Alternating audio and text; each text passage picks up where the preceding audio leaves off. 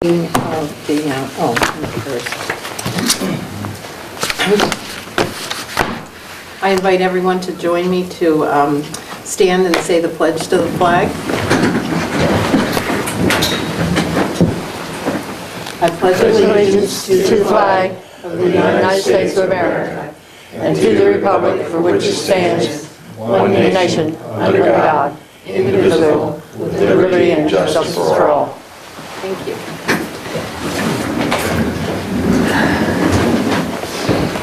I call the Utilities Commission meeting to order at 7:33.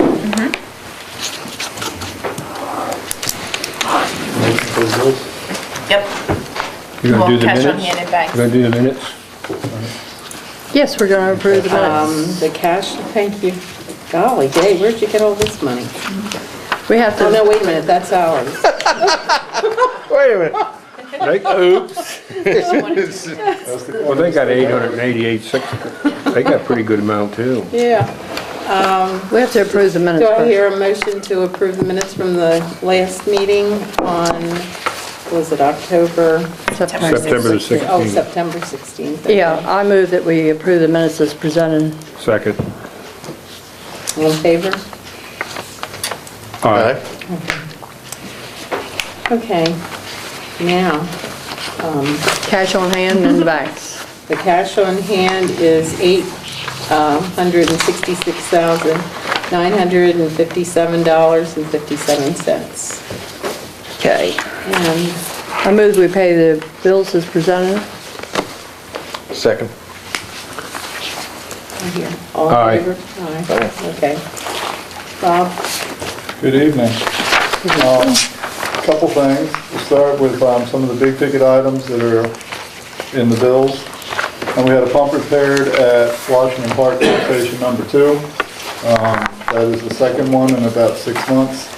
That was almost $5,000. A new pump costs almost $10,000. There's a large bill in there from Gillespie. We restockpiled our CR6 that we use when we do street repairs. And we had phase 1 of our toxicity testing and biomonitoring done for the renewal of our wastewater permit. We have the results back. That allows me to finish up the permit and get it in. As you all probably know, we received a letter from MDE in the hospital about the oil contamination at the site. The plan up there right now is to inject a product called Ivysol, which is a surfactant. And what it does is it dissolves the oil in the solution, making it carry with the water. Dissolves the oil? Their literature says it dissolves the oil, it puts it into suspension, it breaks it down into constituent components so that it can travel freely. Breaks the surface tension of the water and makes the oil travel. But it travels in the water, right? It is dissolved into the water. All of the products that are normally make up the oil are broken down into the water. so do you have to do extra testing? Well, what we have is, that's part of their plan. After they do that, they then pump out the water that has the high concentration of hydrocarbons in it. Oh, okay, they pump it out then. Yes. I was thinking they just let it run, keep on going into our water system. Well, what their plan is they're going to do the injection of the Ivysol chemical or surfactant and then shut down everything for 24 hours and let it sit in place. And then fire the system back up to pump it out. Not the whole system, selected wells. As part of their plan, they have identified specific wells that they want to use for injection and extraction. One of those wells is on the south side of Brown Street. I don't think they should use that at all. It is too close to the control zone. that we have there at the hospital. But MDE has also said that well shouldn't be used for that purpose. Not during the pilot study anyway. We were told that we were going to be kept informed of what was going on up at the hospital. They sent a whole team of people down here and they sat here and told us that we were going to be kept in the loop as to what they were doing. We got this letter after the plan was approved by MDE, after months of negotiations back and forth with the hospital. And we were never told anything until the plan was approved again. They found 0.41 feet of free oil in one of the wells. Not only did they not inform us, they didn't even inform MDE. And they never provided any documentation to MDE. This is according to MDE in that letter. They never provided documentation to MDE that it was ever cleaned up, as per their agreed upon plan of what was supposed to happen. We never got any notification of not only the oil, freestanding oil in the monitoring well, but we never got written notification that the system had been started up or why. We got a phone call that said the system's been started back up, period.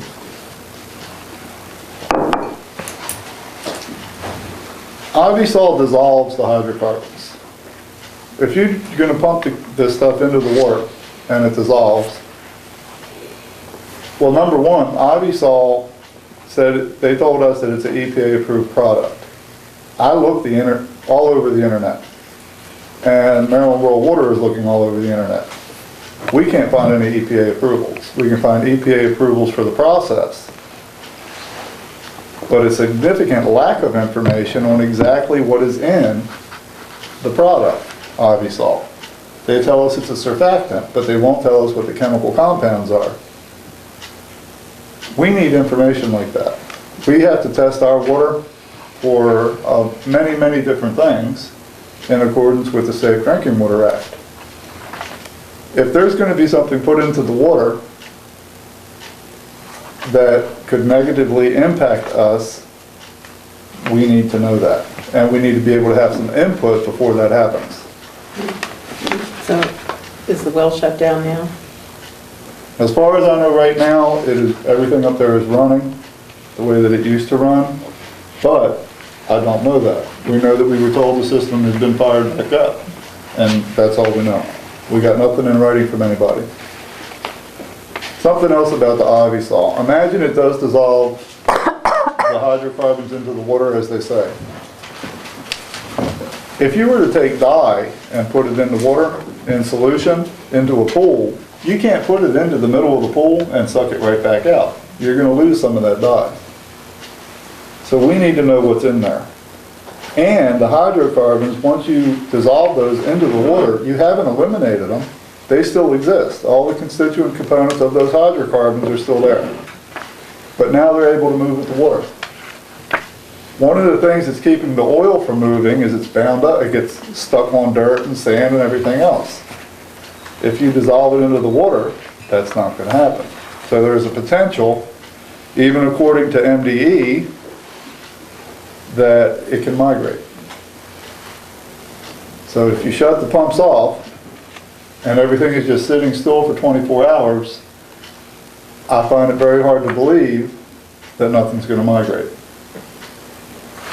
The aquifer does not stop moving just because this test is going on, or the pilot injection program. What MDE said is that it makes the hydrocarbons mobile for removal and migration.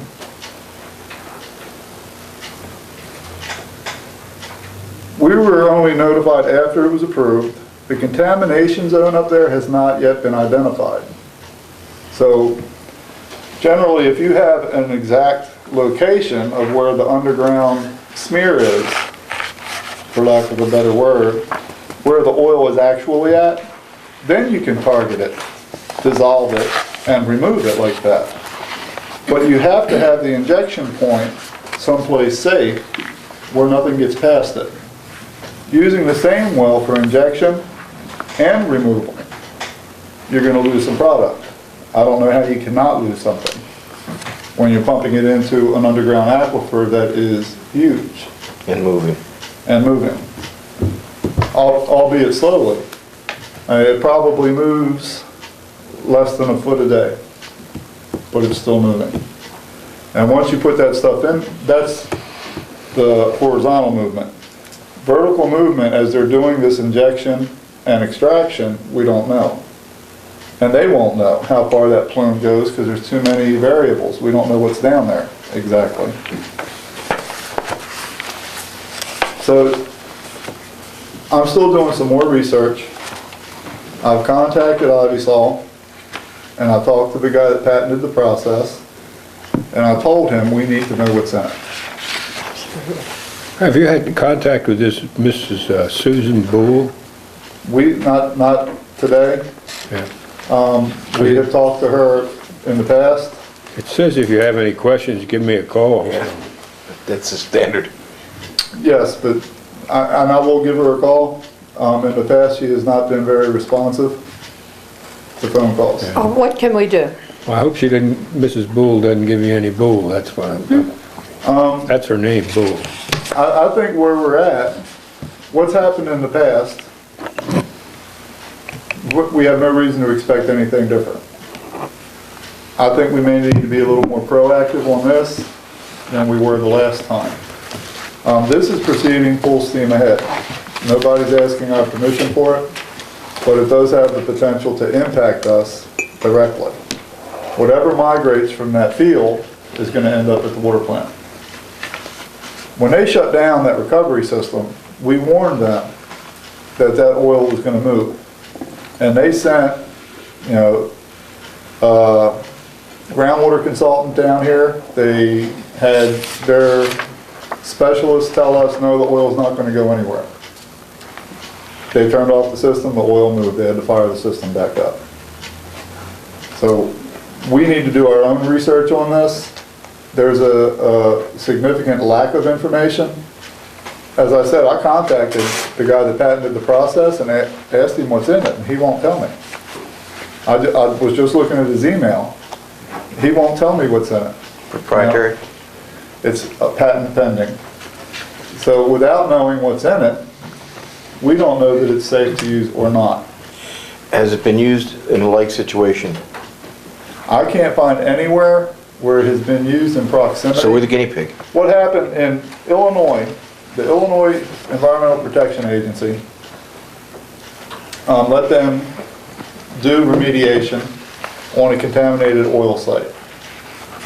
But in there, they stated specifically that it was not in proximity to drinking water wells and that that area was going to be classified as off limits for drinking water wells.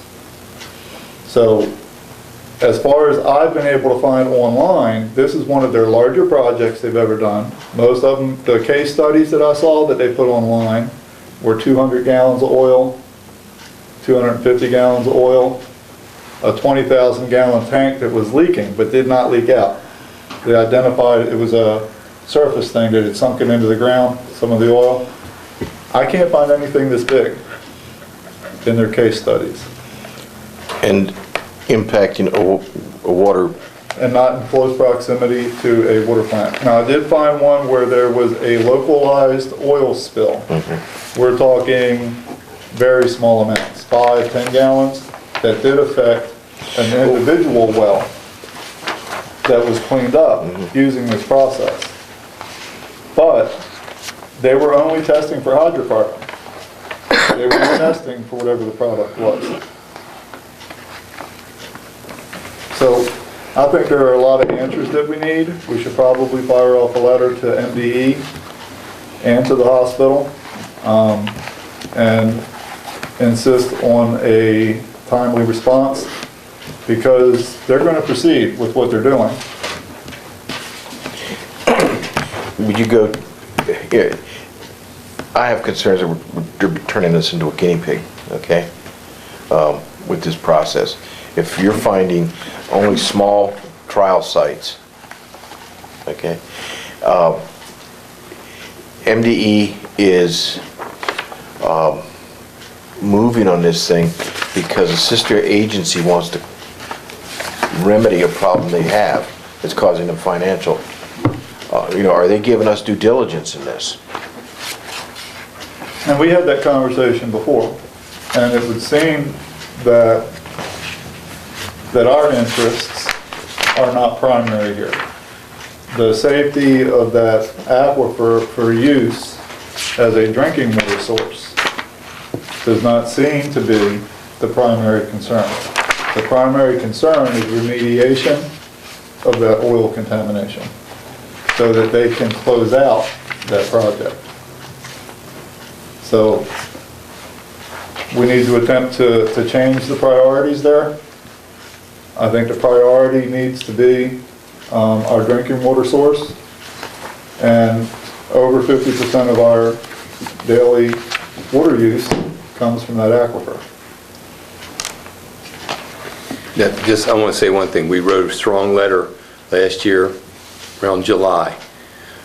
We opposed their shutting down the well systems, the recovery well systems. There's lots of monitoring wells. There's a very few recovery wells. Because once you lose the vacuum on oil underground, it gets beyond the reach of your cone of influence. Imagine you're pulling on this. We were opposed to that, and they said in a letter just like this, same signature, don't worry, if it ever crosses Brown Street, we'll start the recovery system up. I'm the guy who got a phone call in May from the hospital saying we've almost embarrassed. We've had to start the recovery system up because if you look on the back of your attachment, it crossed the Maginot line. It crossed Brown Street. And you'll see the circles here, the cones of influence. They're losing it. It's getting away from them. Adding detergent to it, that's simply what this is. You can do this with grease from your skillet. You can put palm olive on it and you'll see, wow, that broke away that thing. But when it breaks away, it goes faster. And when it goes faster, this cone of influence is lost. You brought up a thing, and really offensive is that Bob Sipes' name on the long list of people that are going to get this letter is not on it. He's a director of utilities, and they know it. It went to Margot, myself, and the rest of them are people that you wouldn't see at that site. That's offensive. They've ignored the town in this process, and they didn't say, you were right. When we shut down this system and we measured it monthly, and they cried about measuring this stuff monthly, all the wells, it crossed Brown Street. It's on its way to our 9 wells, okay? No piece of paper is going to remove that oil from the ground. They've got to keep at it. And they have to keep those recovery systems going to hold that cone of influence on the stuff that's underground. It wants to break away and go downhill. We're at the bottom of a mountain, and then the avalanche wants to come this way. It's a very serious business. Bob mentioned that we'd use the same out-of-state consultant. You see some very familiar old names that used to work for MDE on the firms that are recommending this detergent. It's just detergent. Do we need the attorney? No, he has a consulting firm that would look at this just like Earth Data would, or just like their people would, and say, this is wise or this is unwise, and I think we ought to spend the money just to have them look over this document. You all have it now, but... We have a groundwater consultant that we use for the well 9 rehab, and I've already emailed it to him, and he's going to look at it, and he's talking a couple $100. That's all right. And I told him to go ahead with it. I got that in the budget, and give us their evaluation and opinion on what they're doing. And I should hear back from him by the end of this week. Is he heavyweight enough to have worked with this stuff before? We need a professional expert in our corner. These Besides are now, you. one of the reasons that we selected this consulting firm is because they are outside of the state of Maryland. And they are not prone to direct influence from Maryland Department of the Environment. They have no contracts and do not do any work for Maryland Department of the Environment. This is where it comes in handy, because there's not going to be any arms that they can twist or any influence that they could exert to influence their opinion on the report that we sent. Okay. Does the U.S. Department of the Environment, is it time for us to begin queries to them? The about EPA? Mm-hmm. I think we should wait, get an opinion back from the groundwater Okay, consultant. good. If he comes back and he says, you know, here are the risks, what I expect the risk to be is migration. That injecting this stuff, I believe what they tell me. The Ivy-Sol product, I believe, is an excellent product for groundwater remediation. However, what they're not taking into consideration is the impact on the downstream aquifer users, which is us. In most of their applications, that hasn't been an issue, because there have not been public drinking water plants downstream of their site, where they're far enough away that they're not going to see the impact for years and years and years. We're closer. If that stuff starts to migrate, we're going to be seeing it in the next year or two. Where's well number 9 on here? This is, That's a Horsey separate Lane. map. okay. Well, number 9 is down here on Horsey Lane, which would be Okay. So it's over gonna, by Jen. it's coming down further. Yeah, well, number 9 is just what we hired that groundwater consultant for. It doesn't really have anything to do with this. Okay, Well, number 8's on the other side of Campus Avenue. right here, Yep, this side. that's our, Right Wow. over here. that's not active, it hadn't been active Now, for on your 25 map, if years. you look right by Campus Avenue, you'll see monitoring well 19. They wanted to use that as one of the injection extraction wells. But that's right on the edge of the plume, and MDE said, no, you can't use that one. Just the fact that they would even bring that up makes me nervous. Yes, because we know that it makes it mobile. Why do you want to make it mobile when the pumps are off right on the edge of the plume? Way beyond the cone of influence. Well, I want to know how urgent and what we can do. In other words, you'll be in touch with Bill on a daily basis with this? Our first letter has to put the brakes on this till we can Well, that's what I was... chime in. Okay. Because it doesn't sound like it has any brakes. And there are some things that aren't in here. They don't have a start date for when they want to begin this. But we already know that we're not going to be notified when they're going to begin this. It's just going to happen. We have yet to be notified. But don't we have some way of forcing the hospital? It's too bad we can't be friends. But this has to be stopped right away, and we have to be in touch. They have to be in touch with us, and we have to be in touch with them. To do anything immediate, we would probably have to consult with Stuart Well, that's what I... and probably look at Injunction. getting an injunction to stop them Exactly. from proceeding. All right. And there's an issue there with, what's it called? Whose jurisdiction this falls under? Is the groundwater completely under the state of Maryland's purview? Or can the town step in because we have a right to protect our drinking water source? We have to protect our citizens. Yes, I agree. That's the bottom line. If it ends up costing us a lot of money, then I think we should We'll meet with seek legal Stuart. way of recovering that money from somebody who Give them started this. all this in the first place. so. Okay. The irony of all this is I had a phone call from a consultant, a groundwater consultant about 2 months ago saying that he knew that the state was going to allow this subsurfing, or whatever it's called, to be done, and he represents people who have this done in proximity to that. And I went, what? You're kidding. You know, we would know this, but we didn't. And he was right. So, are you gonna get Stuart? Yeah, we'll go over this and What, this week? And with your permission, he's going to have a separate groundwater consultant go over this. A couple of the names on here are wellhead protection individuals like John Grace, and his job is to represent towns like us to protect our wellheads. So I don't even know why they send these people copies of the letter. because they're not doing their job. Well, one We thing would at sure, least hear from there's him. no council names on the list. Yeah, I'm happy that there were just 2 names. Oh, yeah.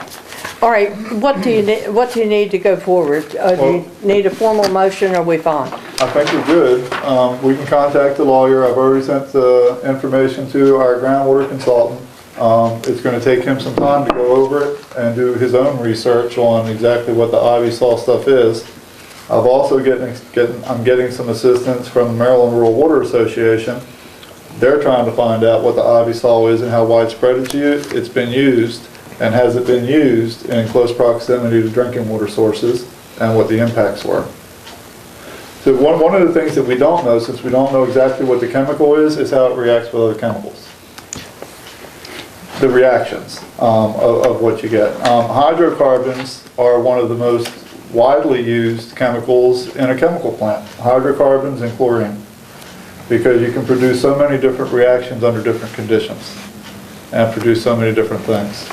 So that is a concern. Even if this is a product that is in standard use, or a combination of products in standard use, chlorine is standard use and so is ammonia, but when you mix them together, you end up with something nasty.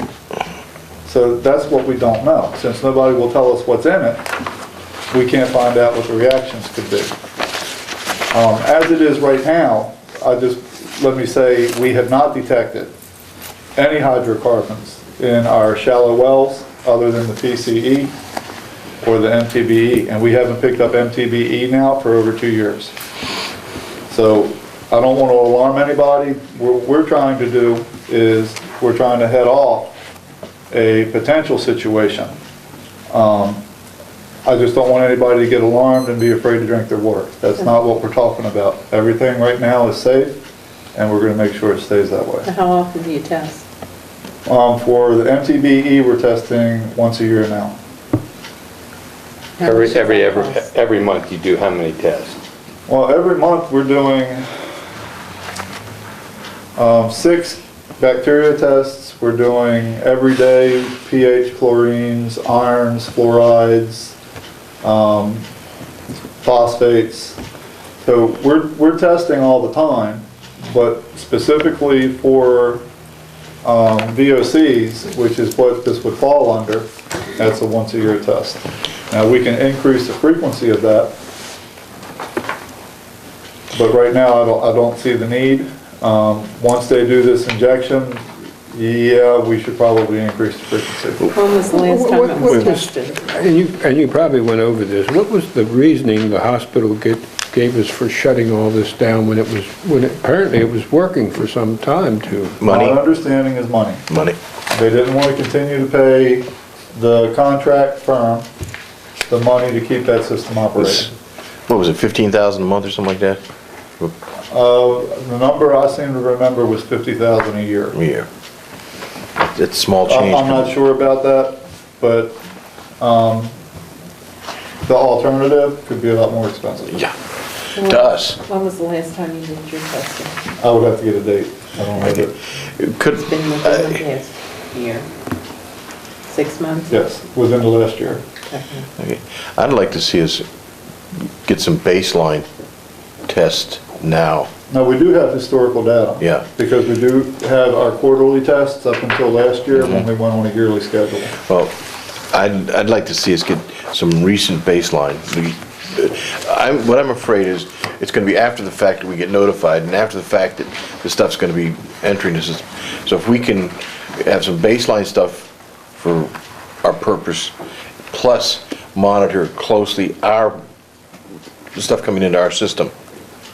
I just don't, I have a lot of problems with the way this thing is happening, and it's being driven by a money source, okay? And we are also run, you know, we're not important to them. Their important idea is to solve their problem. Yes, as often as, when they came down here, they stood here and they told us how important they are, that we are to them, and we would be kept informed of everything, and apparently that's not true. Well, is any of the construction that's going on up there interfering? The only thing that the construction impacted was we had to move 2 monitoring wells. They had to be relocated because they were in the construction zone. But while we're here, I think it may also be worthwhile to them to determine whether or not they still have a leak. They said all the free product was gone. Then they showed up with almost a half a foot, 0.41 feet in one of the monitoring wells. That's free product. When it's a liquid phase hydrocarbon and it's measurable in those monitoring wells, that oil is still present. So when they say that there's no more recoverable oil up there, well, the 0.41 feet Proven wrong. says that's wrong. And just adding detergent to it and spreading it out is gonna, Well, the Solve goal anything. for them is not to put the surfactant in and leave it. They're gonna put the surfactant in, let it do its work for 24 hours, and then remove it. The problem is the design of the system and the way that they're gonna do it doesn't lend itself to 100% removal. Now, in addition to losing product, the Ivysol, keep in mind that now the oil is dissolved in it. The water, the Ivysol, and the oil are all together. So you lose one, you lose the other. Well, do we hear a motion, do we need a motion? I want to know what you need from us in order to go forward. I will keep all of you in the loop. I will email you stuff as I find it out. As we sit here right now, I don't think we need anything. Before we do any letters to NDE, Bill will get it first, before it's mailed out, and we'll talk to Stuart and see what our options are.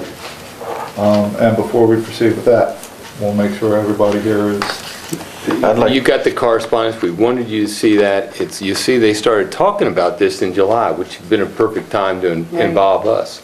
July. if for no other This is reason almost than to November. educate us. This is what the product is, this is what's in it, this is why you shouldn't be worried about it. But nobody has approached us about any of this. They just sent us the letter saying, hey, we're getting ready to do it. I just like us to be as aggressive as possible on this thing. You've already started, but, you know, we're getting after the fact information, and then after the fact, if this thing, you know, when you've said it correctly here, when you put something in and the water, the oil starts dispersing in the water, there's no way you can stop it. I mean, you can pump all the water out again, but there's still gonna be some left in there. And if there's a leak still occurring, which apparently there is, fresh oil still coming into this thing. What they told us is there was no more free recoverable product.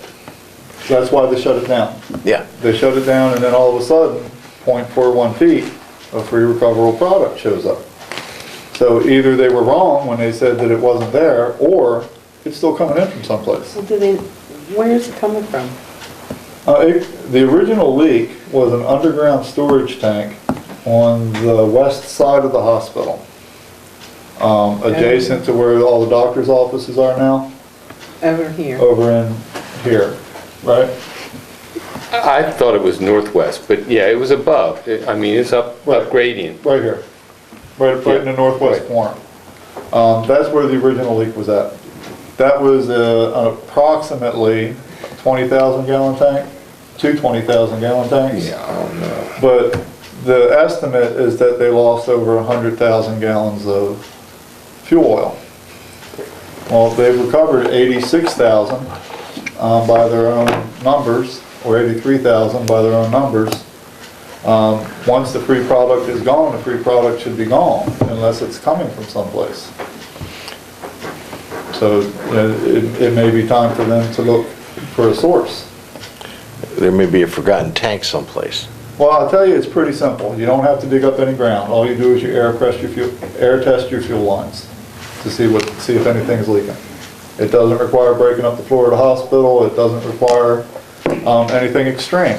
It's a very simple pressure test that all the gas companies do every time they come to put gas into your propane tank. They test the lines for leaks. I'm not saying that's occurring. I'm saying that's a possibility when this free product shows up out of nowhere.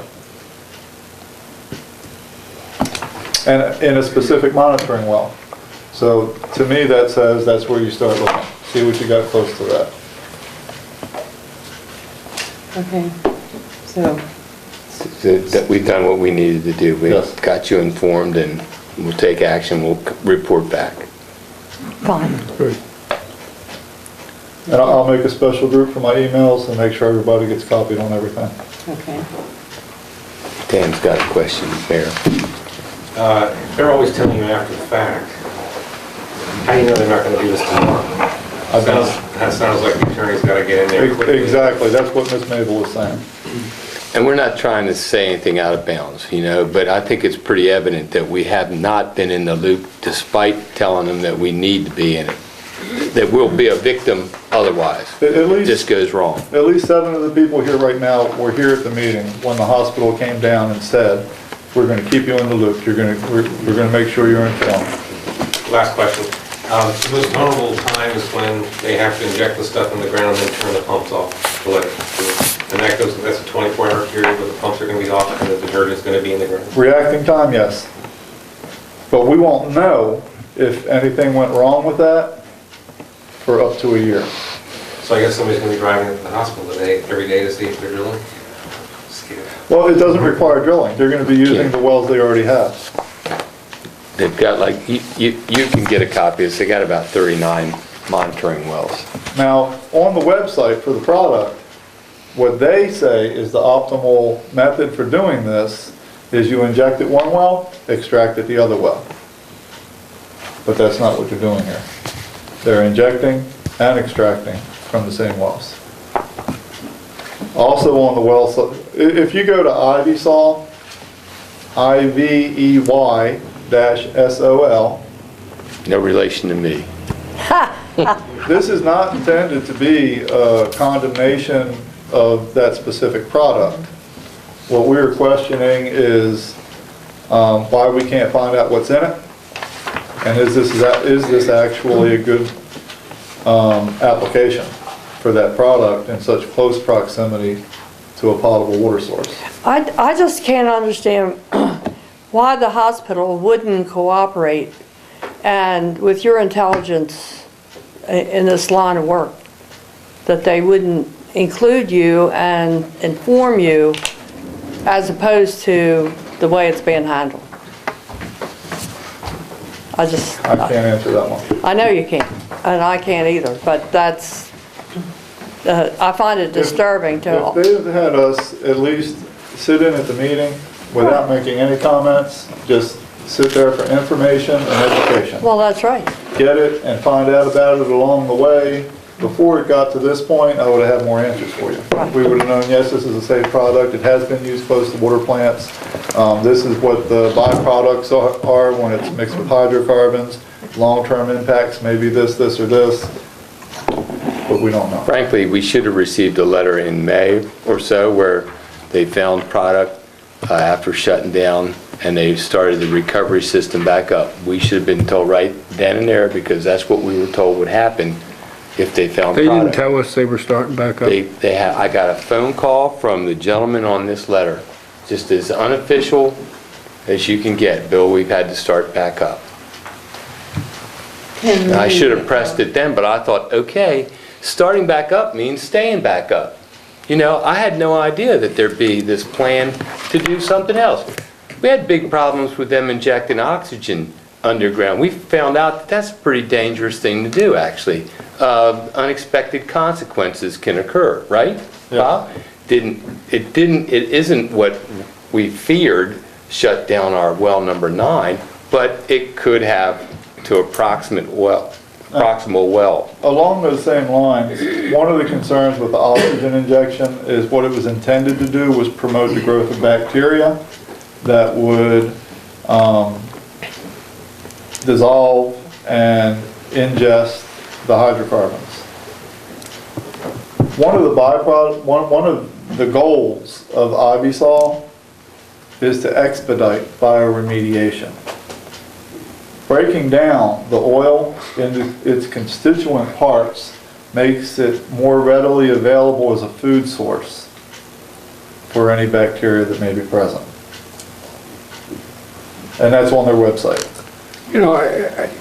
the hospital has to take some blame, but so does Maryland Department of Environment. Absolutely. I mean, the Maryland Department of Environment, their name itself, they're not doing what they're supposed to do. They're supposed to protect us, citizens, from just this kind of action, and they're condoning what they're doing without, And that's been my point along the whole thing. yeah, I think they're probably every bit, the hospital has a reason they want to do it, they want to save money. But they're supposed to be working for us, the Department of Environment, and they're not. Or with us. If they're not working for us, they should be working with us. I think the best thing's already happened, and it's hiring. I meant us, separate- meaning the The citizens. community, state, of yeah. course, of course. Yeah. Well, I remember. Not for town. I remember when you gave your report last time and they were here and they acted like they were insulted. You remember that? Well, I've had the hospital come up here, we had the geologist from Earth Data come up here and misrepresent data that I supplied to him. And yes, we've called them out each time they've come up here if what they said, if I didn't think that was 100% accurate, they got corrected right here, and we have all that in the minutes. But yes, there is a condescending attitude from the hospital and from MDE, like we are the redheaded stepchildren, and we should sit down and take whatever they want to do to us quietly, and go quietly into the night. Is there some way that whatever testing they do, we can compare it with whatever testing you do? Well, what they're going to be doing up there, they have to test for two things. They have to test for the hydrocarbons and they have to test for the product. Now, without knowing what the product is, they can still test for it. I think we should tell them we were consulting with We want to compare. Mrs. Brockovich from California. Aaron What was it, Brock- Aaron Brockovich? Aaron Brockovich. Yeah, that's right, yeah. I mean, that seems to me a very reasonable request. If you're going to do testing, we want to see your testing and compare it to our testing. Yes, and they did let us see some of their testing, and then all of a sudden the testing stopped coming in. Now, I don't know if that's because they just stopped furnishing it to us or because they didn't have to do it anymore. Well, Yeah. And what's, those are creeps into our what is the, system. have they signed a contract with this chemical company that's gonna inject your stuff? We don't know. No, really no one. And we don't know if that contract limit, you know, what I'm thinking of, if this company has proprietary information, they're gonna wanna keep the hospital from notifying a variety of people of what they're doing. In other words, their contract may limit the hospital, which puts us even further behind the eight ball. See what I'm saying? My understanding from, I talked to the guy who patented this process, Mr. George Ivy. And he did send me information on this product. I just received it at 7:05. What is not in the information he sent me are the constituent components. He doesn't tell me what's in it. He tells me that it's been used. He gives me the biodegradable breakdown of 90% in 28 days, but he doesn't tell me what's breaking down. So he told me he was going to send me that. He did not send me that. The constituent components, what's in there. The patented process is the mixture. You know, if these are chemicals that are in use every day, well, that shouldn't be proprietary. The combination, specific combination should be proprietary. I would think anything that's going to be injected into a public water system should be public information. Everybody should have a right to know that. They're putting this into our drinking water. Don't we have a right to know that? I have to tell people when I test every year, anything that I find in the drinking water, I have to put in a consumer confidence report and I have to release it to the public. It was in the paper about 3 months ago, a big long list, mostly of nothing. But then the things that we did pick up when we tested, even in very small quantities, we had to let everybody know that. But they'll let them do this in that same water that we're going to be pulling out of the well without any notification to anybody. So that seems a little absurd. If we did something like this, we dumped something into the ground, even 1 gallon of it, they would come put us in handcuffs and take us away and make us pay a nice big fine and... Well, I don't think it's too early to start talking about an injunction and aggressively go for that. Because once they screw up, it's us, over the long term, is gonna cure it, Okay, and financial. we'll talk to Stuart. Definitely. This week. Yes, ma'am. If he feels that he needs to talk to you, we'll call you and we'll have a special meeting. Well, we can go from past history. We have that to go by. We do, and it hasn't been a good one. No, it hasn't. Now, is this the new administration for the hospitals down in Easton? Are they in the loop at all on this, or is it just you know? We don't know. The correspondence that we get from the hospital are, I haven't gotten anything for a long time. Not for a year. This was sent to the mayor, and the last thing we got anything was last November. We got a response to our letter, which as I said earlier, it was a strong letter with a lot of warnings in it. Here's what we have to lose, a whole series. I don't know what we would do if our well fields were all contaminated. It would cost millions and millions. We'd have to relocate, find wells. I mean, even our deep water wells, you have to be careful with them even. I know they're 300 feet down, but still, our shallow water wells, they produce a lot of our water. It's just inconceivable what damage this could do. Well, it's going in the Kent News, right? It's going in the Spy. Like I said, to look for an injunction. I would, a direct letter to the new director of the Chester River, whatever it is now called, the hospital. It's, it's like, but he isn't What it's here called anymore. this week. Yeah, what's called this week. But he's not, I mean, He's not. yeah, but he's down in Easton. So I think one of these No, letters, there's, gosh, I don't have the name with me. Burleson isn't here for an indefinite length of time, because I called up there to Is that try to right? talk to him. he's not, Because that's his And, name And here. then there's, yeah, and then I can't remember the name of Mark. the guy down to Easton. Oh, yeah. I tell you, I think Secretary Summer is the next one that we're going to have to be dealing with, or the governor. But, I mean, because you can't seem to get through to them that this is important to us. Quit making deals. These solutions, these miracle solutions look like TV commercials to me.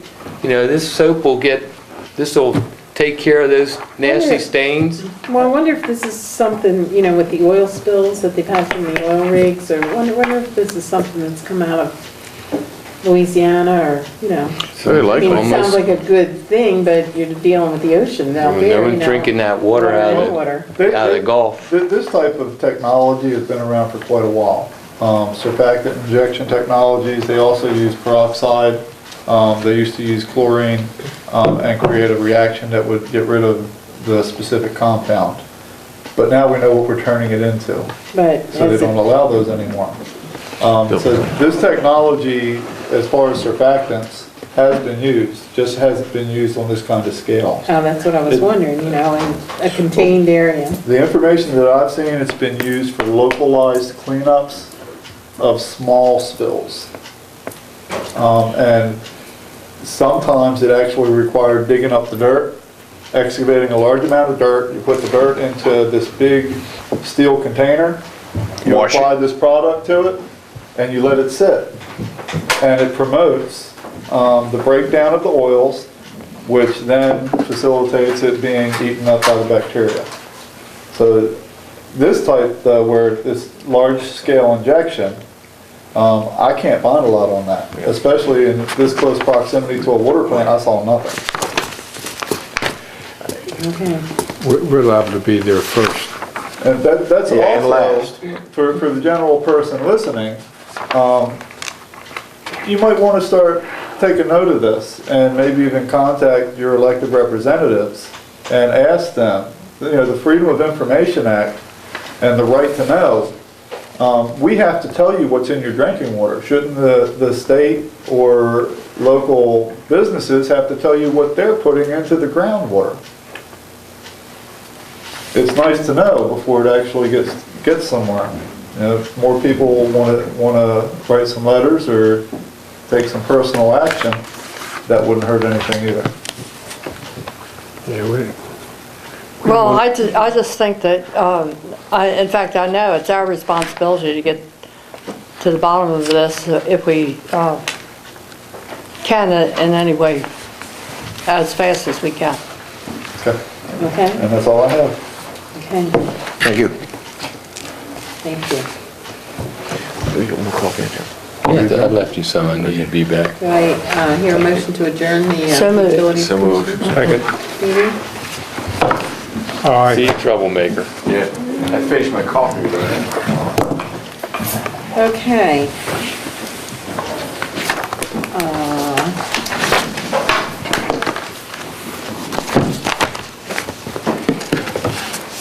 I call the October 21st meeting of the mayor and council to order. Do I hear any corrections to the minutes of the last meeting? I move that we approve the minutes as presented. Meeting was on October 7th, and an executive session of the same date. Oh, second. Second. Okay, cash on hand is $2,053,855.82. Okay, going back to the minutes, if I may, do we have to have a synopsis of the executive session? It's in there. Okay, the summary of the executive session on October 7th of 2013. Mayor Bailey called executive session to order at 9:15 p.m., October 7th, 2013, to discuss a personal matter and property matter. In attendance at the meeting were council members James Argato, Linda C. Kuiper, Mabel Mumford Pouts, and Maurice Stetson, along with William S. Ingersoll, town manager, and Jennifer Mulligan, stenographer. Present for portions of the meeting, Chief Adrian Baker and Glenn Worgan of the Delaware Valley Development Corporation. The council made two motions. The first motion was for a new police hire. The second motion was for the possible transfer of the High Steps and Satterfield Court apartments to the Delaware Valley Development Corporation under the State of Maryland Partnership Rental Housing Program. The meeting was adjourned at 9:45 p.m. Minutes were taken and are part of the record. Thank you. Okay. I move that we pay the bills as presented. Here a second. Second. How many copies? We vote on it? Aye. Aye. Aye. Okay. I have a lot of different copies of things here. No? Okay, let's see, moving right along. Police for the payment of the bills? We did. We just did that, Police okay. report? Now, Chief, would you like to give the police report? Yes, ma'am. Yes, ma'am, police report. Good evening, Acting Mayor and Council. I'd like to present the police report for September 2013. My dollar glasses have 3 minutes left of service.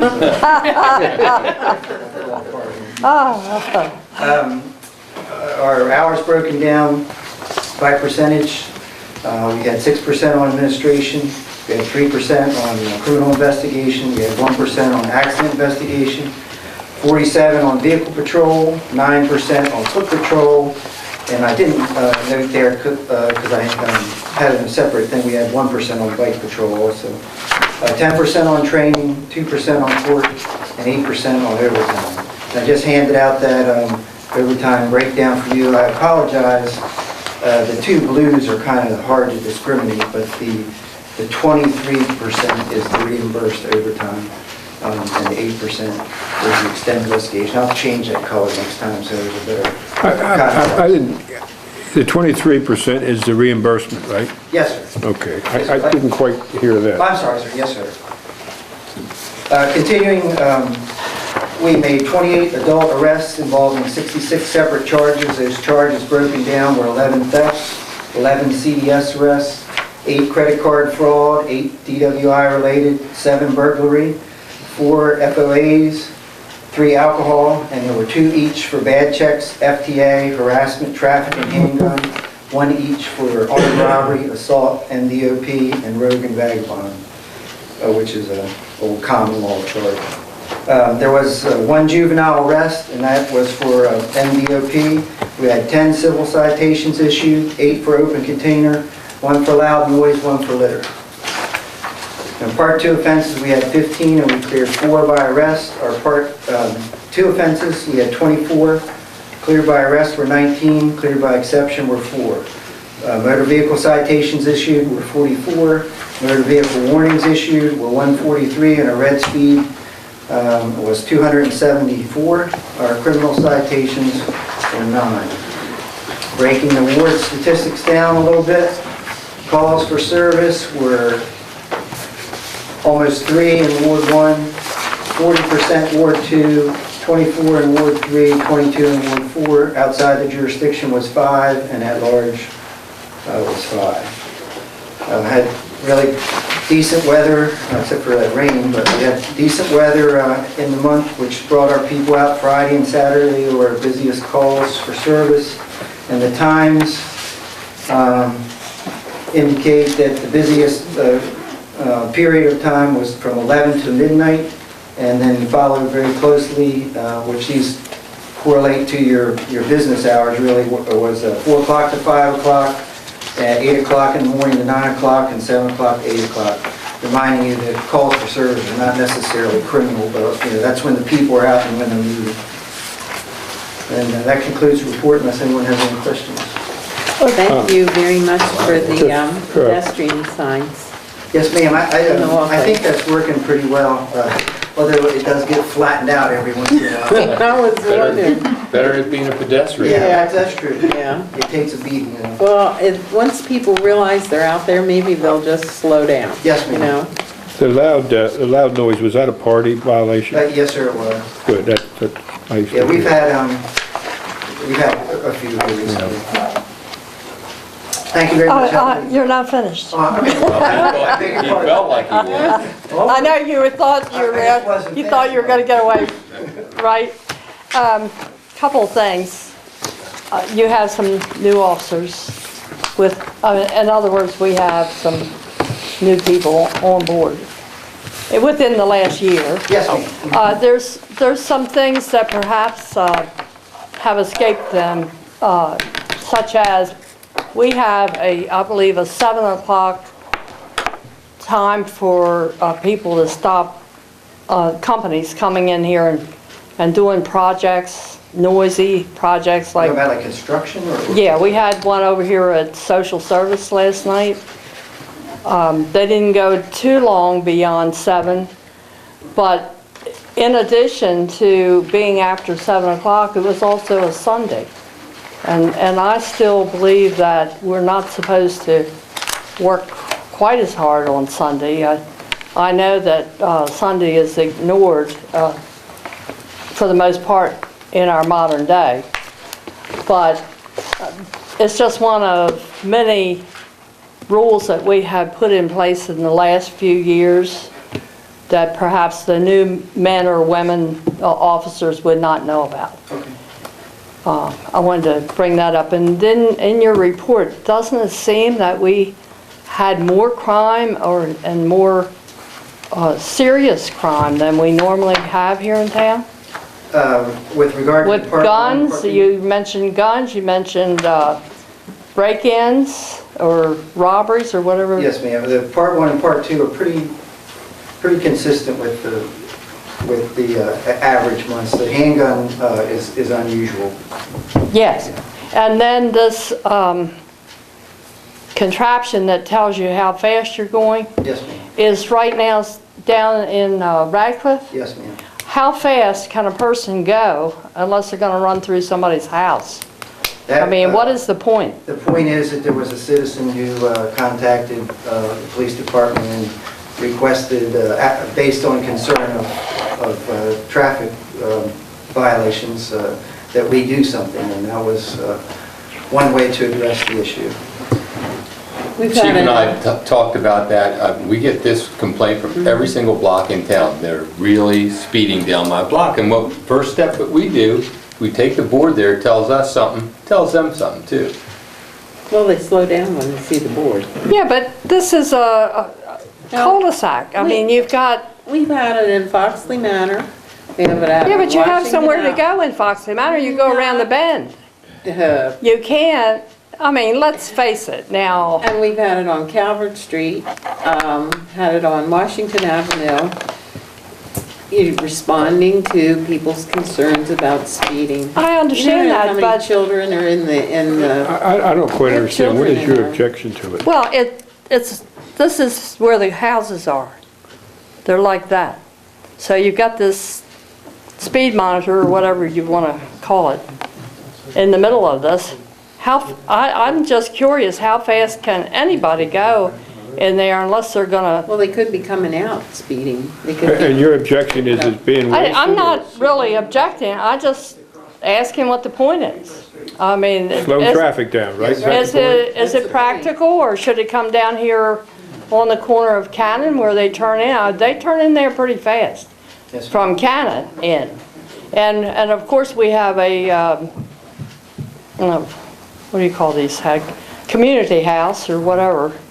We have people over right here being cared for. And some of their employees are the ones that drive too fast going in there. I don't know if they think they're late for work or what, but they pop in there pretty fast. However, they still got to stop, or they're going to go over in Gillespie's industrial park. It just seems a bit of a surprise to me to have it there, but who am I? Well, hopefully we'll educate the traffic in that area. Well, I prefer the stand-up, you know, the got out there on Cross Street. That slows them down. Because there isn't enough room to go through it unless you're aiming pretty good, you know, between the cars and the crosswalk signs. Right. Oh, and that is one other thing. Where is our little yellow men that tell you, like, especially in front of the post office, if those, I just caught the fly in the coffee. But, Thank you. No, Oh, God. I don't want to. Where are they? However, unless I don't know what you call these things. I think that's what Crosswalk. acting mayor is referring to. Yeah, the crosswalk. Sign. Well, the Looks like a one, little- they're up right now. Yes. Are you repairing them and putting them back out? We have been employing them at the farmer's market in the crosswalk area. We don't leave them out because They disappear. They, number one, can be taken, and number two, become damaged by traffic, so. But we put 'em need up the one there. in front of the post office. I almost got run over today. They will not slow down if they don't see that thing. Yes, ma'am. Well, if they're all damaged, we'll get another one and put it there, because that's been it's been effective there. Yes, I think it is. It should stay there permanently if it can. The post office problem. and Cross Street. Huh?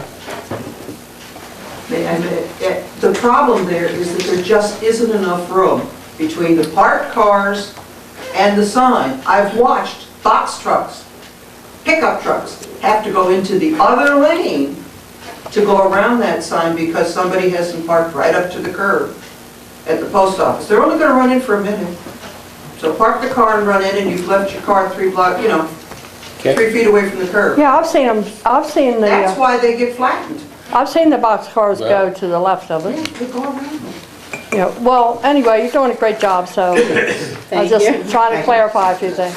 No problem. Have a good evening. Thank you. Oh, Thank you. Thank you. The town manager. Yeah, election forms that and I've talked to James about filming these things and getting them on cables as soon as possible. October 22nd, that's tomorrow night, 7 p.m., the League of Women Voters is having a mayoral forum upstairs. And then on the 24th of this week, they're having They're having first and third wards upstairs again at 7 PM. And on October 28th, the DCA is having a candidates forum at the Garfield from 7 to 9. We're going to endeavor to get all these things on TV if we can. Really, that's all I have. I think we should mention where the election will be, because we sold the building where we used to be on It's in the... town here. It's going to We're be having the the election fire in hall. town. The polls is the fire hall. and- Okay, well, I That think what you the meant. public needs to know it, Dot. I've had at least a half a dozen people ask me. And where do they think it would have been? Well, it used to be at the board.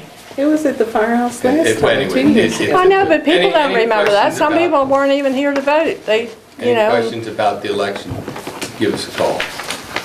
It's at the fire hall. Okay, with townwide announcements, Pumpkin Patch, Saturday, October 26th, which is this Saturday from 10 to 3. And Trick or Treat in Chestertown is Thursday, October 31st, but it doesn't have a time. Is it during the... Dark. Dark? Okay. Yep, at dark, and don't go to houses without a light on. Cute. The Sultana down rigging is November 1st through the 4th, and let's hope that we don't have a hurricane come through this year. And then the Halloween parade is Saturday, November 2nd at 10 a.m. Will we have a judging of the parking meters? What, that was do decided it. last, Right. Well, we're having them, and some are already decorated. Right, but Bill Arrowwood's Yeah. handling it, we're Arrowwood's not. gonna the have. Recreation that's fine. Commission was doing that. We decided to give the $100 that would have been the prize, I think, to the, if I remember correctly, to the Recreation Commission. Yes. For their pumpkin patch activities. No, well, no. I don't agree with that. We increased it to 400 so that we could have the meters decorated and the contest. They're gonna be But they're decorated. gonna, but Well, you they're gotta gonna have a take their- contest. People don't wanna do it if they're not gonna get something. Right, but the town isn't handling the contest, the Recreation Commission is. That's fine. He's gonna Yeah. award them money. Okay, good. Okay. Board reports. Mabel? I guess I just more or less already gave it, talking with the police chief. Do you want to say anything about the convention? Well, I can say that we had the fall conference and, where did we go? We went to Solomon's Solomon's Island. And I believe it was successful. It's when we set the legislative priorities that are going to come before the legislature in January. And we're hoping again to get 100% highway user money. And then double taxation, we're hoping that that can be reversed. Well, they were going to wait and see whether it was going to be financially beneficial or not for municipalities. Right. So that, there wasn't anything decided on that, so. Okay, Marty? For people who don't understand what double taxation is, we pay for the sheriff's office and we also pay for our police department, which is our biggest item in the budget. So what they're hoping is that we get some money back to help pay for that. To the towns, right? Right. We had the dog park ribbon cutting, and I want to thank Councilman Gatto and Councilman Kiefer for coming, and Bill, of course, Bill Ingersoll, and the mayor was there. And I missed And we it, I'm had pretty sorry. good turnout. We had a pretty good turnout for a day that we really wasn't that nice.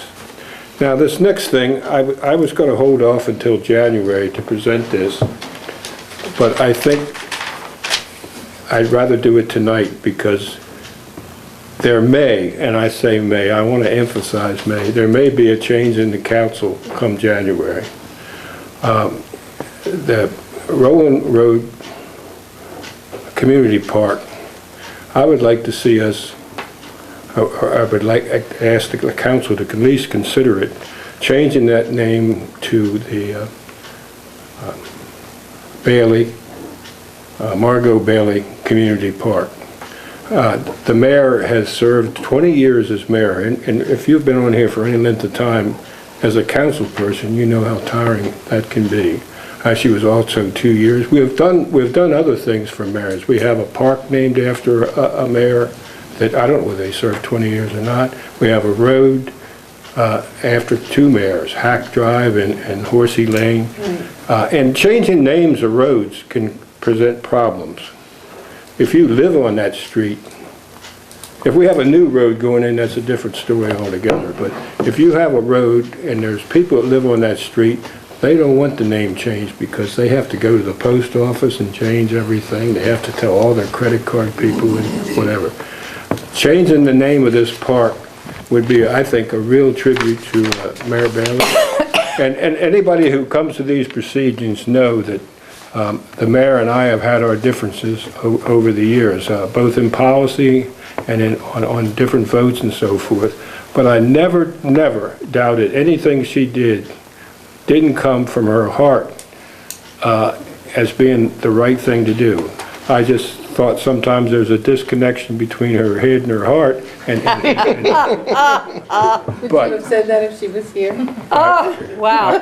I truly believe that she really served this town well and to the best of her ability, and I think it would be a very fitting tribute. And I wouldn't have brought that up tonight if the mayor would have been here, but she's not here. And again, I'm afraid in January, I'm not afraid, but there could happen. It could happen. We could have a change in council. And all these people here have served with her and know how hard she works, and I think it would be a very nice thing to do, and I would hope the council would consider that name change. Well, do you want to do it tonight? I would like to do it tonight. What are you going to name it? The Margot Bailey Community Park. Okay. I'll second that motion. If that's a motion, That's a motion. I'll second it. I'd like to ask Mr. Ingersoll, is there any hitch on the, No hitches? no hitches? We don't use horses anymore. That was a joke. That seems like a very nice idea, Marty. Yeah,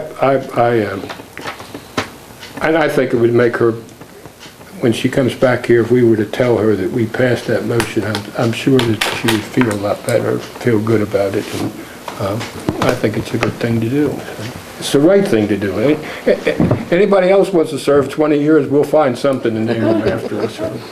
Mabel's going for 30, yeah. You won't forget me, will you, Marty? Are you been mayor? I didn't know. This She's has been everything nothing else to but. do. I don't know that we got any streets Wait a named minute now. after council Don't people. get into that. This is holding This is an Margaret's elected time. position. It doesn't matter whether you're a mayor or a council. The Well- amount of effort that goes into it is a very serious Well, matter. I'm doing and- this for the mayor. And I think it's wonderful. Let's do it. Okay. Take a vote? I vote for it. Are you going to call for the vote? To hear. Well, you have it. You have a motion, you have a I have a second. second. All those in All favor? in favor? That- Aye. Absolutely. Okay, great. Great. And that's all I Very have. nice. We'll do the dedication in December. Yeah, it would be nice to do it if she could be there, but even if we can't get it done by then, we can do it. Well, isn't that okay? She should be back. She should Oh, be. yeah, no, she'll be back. I'm just wondering if we ought to at least have a sign painted or something. so we- Oh, she might turn into a snowbird and stay down there. Jim? The only one thing, Bill, What are you looking at me for? because I've been talking to you about this for a month, Yes. Waldo Drive, sign. The sign's up. It went up tonight? It was Yeah. not. Did it get stolen again? Look, there's It a was missing the problem other with day. the Where's Waldo, I don't know if you had Every kids, year, but Where's people are Waldo? stealing them because it has Waldo on it. They can say, where's Waldo? We put them up and they're gone in no time. Okay, We ordered a few. Waldo and Kent, yeah. they called me last week and said, take a look at it. And it's not there again? It wasn't there We Friday. ordered a dozen. All right, we'll order it more. Okay, It's that's gone it. already? Who told me that it was up last week? Kim? Kim, yeah. I know this is not true now, Joe, believe me. I don't think this is the same thing that happened, but I once served a search warrant when I was with the state police, so we're talking about 35 years ago, at Washington College. And walking through the halls, I saw stop signs and street signs and road signs in the rooms for decorations. So I called up the dean of students and I said, you know, possession of a recently stolen property makes you chargeable. You could be charged with a crime. I think it would be nice if you would call the state roads and get their sign, because those signs are expensive back to them.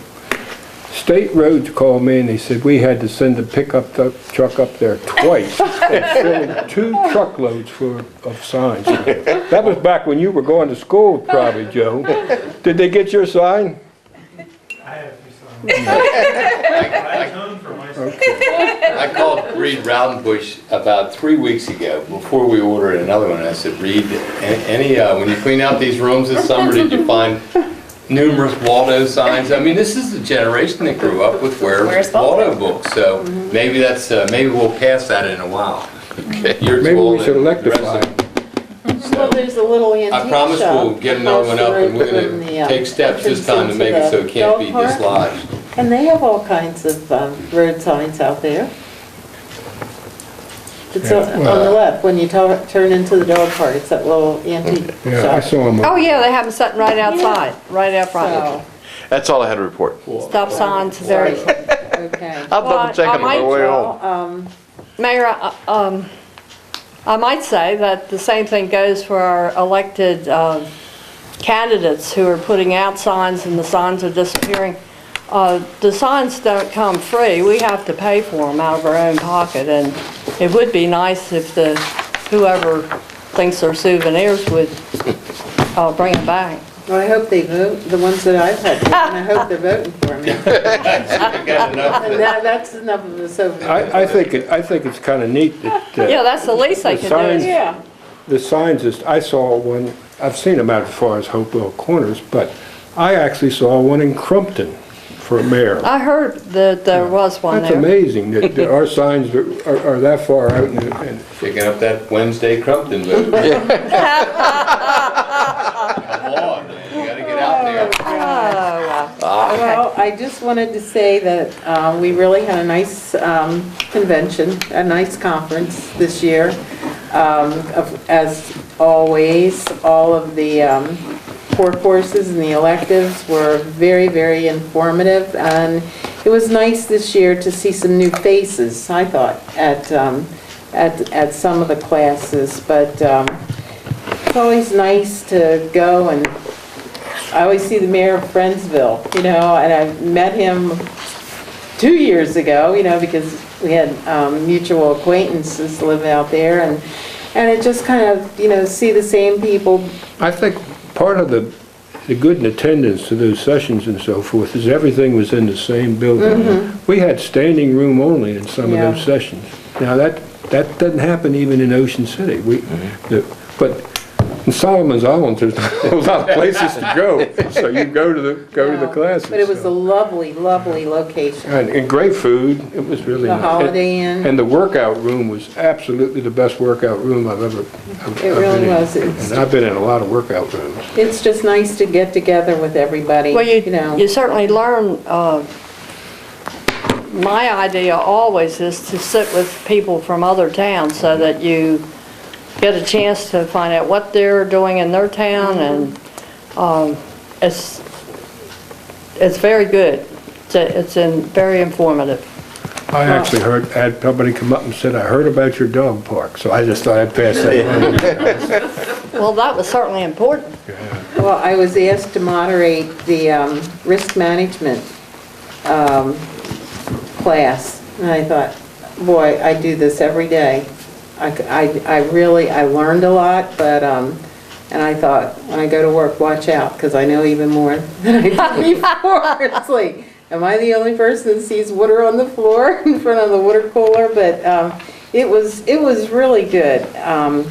And the open meetings, I'm certified now as your go-to person for open So meetings. you've got it memorized? No, I don't have it memorized, but if I read it enough times, I will, so. Anyway, any more business, anything Anything from anybody in the audience, or you wanna? So, do I hear an adjournment? I move that we adjourn Okay, Second. second, in Aye. favor? pretty well here. Good evening. God, I was afraid to ask. And that's the first time I ever caught flies.